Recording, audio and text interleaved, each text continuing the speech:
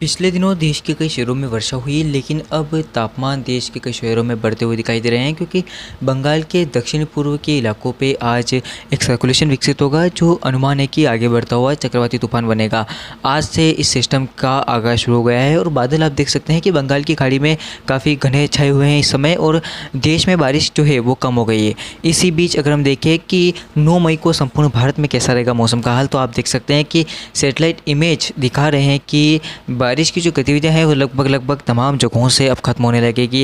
यानी मध्य भारत से लेकर मैदानी भागों तक बारिश की संभावनाएं अब दिखाई नहीं देगी। और साथ साथ बारिश की संभावनाओं की बात करूँ तो पर्वतीय क्षेत्रों में पश्चिमी विक्षोभ के कारण बारिश होती रहेगी, और अभी भी पश्चिमी विक्षोभ पर्वतीय क्षेत्रों में पहुँचा है, तो जम्मू कश्मीर, हिमाचल प्रदेश और उत्तराखंड के कई इलाकों में मध्यम से भारी वर्षा होने की संभावना है, और पर्वतीय क्षेत्रों में जो हिमपात की संभावना है वो भी बरकरार है। साथ साथ अगर मैं बात मैदानी भागों की करूँ तो तमाम जगहों पर ड्राई वेदर रहेगा। बारिश की फ़िलहाल 9 मई को संभावना नहीं है, और अनुमान हमने देखा कि 7 मई तक बारिश यहाँ पर हुई और आज भी शुष्क मौसम रहा। हालांकि सुबह के समय बादल बने थे, लेकिन अब वर्षा नहीं हुई। और अगर मैं उत्तर प्रदेश के मौसम की बात करूँ तो तमाम जगहों पर ड्राई वेदर रहेगा, बारिश की संभावना नहीं है।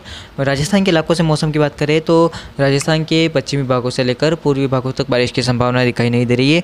हालांकि तमाम जगहों पर जो गर्मी का सिस्टम है वो काफ़ी ज़्यादा रहेगा, और लू जैसे हालात अब आपको दिखाई देने लगे हैं। हालांकि अभी तक लू जो है वो चली नहीं है इस पूरे महीने में, और बारिश का जो सिस्टम था वो देखने को मिला था। अब बात हम पूर्व बिहार झारखंड की करें तो आप देख सकते हैं कि ड्राई वेदर रहेगा, बारिश की फ़िलहाल संभावना नहीं है। पूर्वोत्तर भारत के कुछ राज्यों में वर्षा हो सकती है, जिसमें अरुणाचल प्रदेश से लेकर जो तमाम जगह हैं उन जगहों पर वर्षा हो सकती है। बाकी तो जो बाकी हिस्से हैं उन पर ड्राई वेदर रहेगा।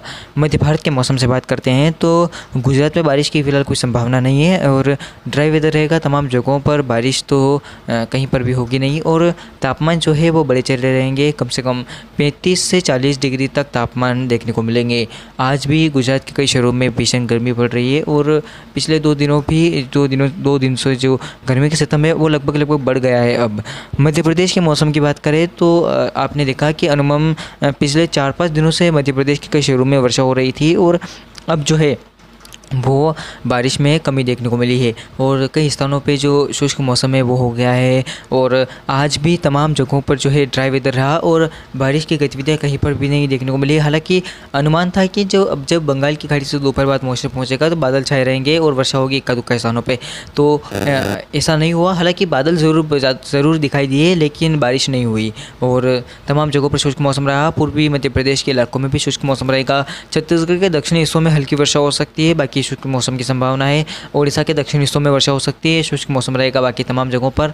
महाराष्ट्र में हल्की से मध्यम वर्षा मुंबई, नासिक, ठाणे, रत्नागिरी तमाम जगहों पर होने की संभावना है। दोपहर बाद मौसम बदलेगा तो जो हवाओं के साथ ओलावृष्टि भी हो सकती है। अब बात दक्षिण के शहरों से करते हैं, जहाँ पर प्री मानसून की वर्षा लगातार बनी हुई है और कई इलाकों में जमकर भारी वर्षा हो रही है। ऐसे में अगर मैं दक्षिण के तेलंगाना से बात करूँ, तेलंगाना के मौसम की बात करूँ तो आप देखें कि तमाम जगहों पर छिटपुट हल्की से मध्यम वर्षा होने की संभावना है, और एकाध स्थानों पर तेज बारिश भी हो सकती है, लाइटनिंग अटैक, थंडरस्टॉर्म के साथ। बाकी आंध्र प्रदेश के मौसम से बात करें तो आंध्र प्रदेश के तमाम इलाकों में जमकर बारिश होने की संभावना है, और एकाध स्थानों पर भारी बारिश भी हो सकती है, लाइटनिंग अटैक, थंडरस्टॉर्म के साथ। अब बात कर्नाटक के मौसम से करते हैं, जहां पर लगभग मौसम तमाम जगहों पर ख़राब रहेगा, और भारी वर्षा कई स्थानों पर हो सकती है, और जो रायलसीमा के इलाके हैं उन इलाकों में बारिश होगी। गोवा के भी कई इलाकों में भारी बारिश होने की संभावना दिखाई दे रही है। केरला में भी मौसम काफ़ी ख़राब रहेगा, और तमाम जगहों पर भारी वर्षा हो सकती है। साथ ही साथ मौसम की जो उलटफेर है, साथ ही साथ मौसम जो बदला हुआ है देश के ऊपर, कहीं पर गर्मी हो रही है, कहीं पर बारिश हो रही है।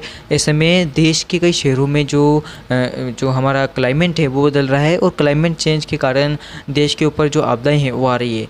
ऐसे में बंगाल की खाड़ी के ऊपर अनुमान है कि कल यानी कि 9 मई और 8 मई के बीच में सिस्टम बनेगा, और अनुमान है कि ये सिस्टम 10 मई के आसपास डीप डिप्रेशन बनेगा, और उसके बाद 11 से 12 मई के बीच ये सिस्टम साइक्लोन बनेगा। और अभी इसके ट्रैक में कुछ नहीं कहा जा सकता, क्योंकि ट्रैक में आज भी बदलाव देखने को मिला है, और अब मॉडल दिखा रहे हैं। विंड डेटा मॉडल में मैंने देखा कि अब इस सिस्टम का रुख जो है वो भारत की तरफ बढ़ रहा है, यानी कि भारत की तरफ एक और खतरा क्या आ सकता है या नहीं, इसके ऊपर मैं जल्दी वीडियो लेकर आऊँगा। इससे पहले आप ये नेशनल वेदर बुलेटिन देखिए। तब तक के लिए धन्यवाद।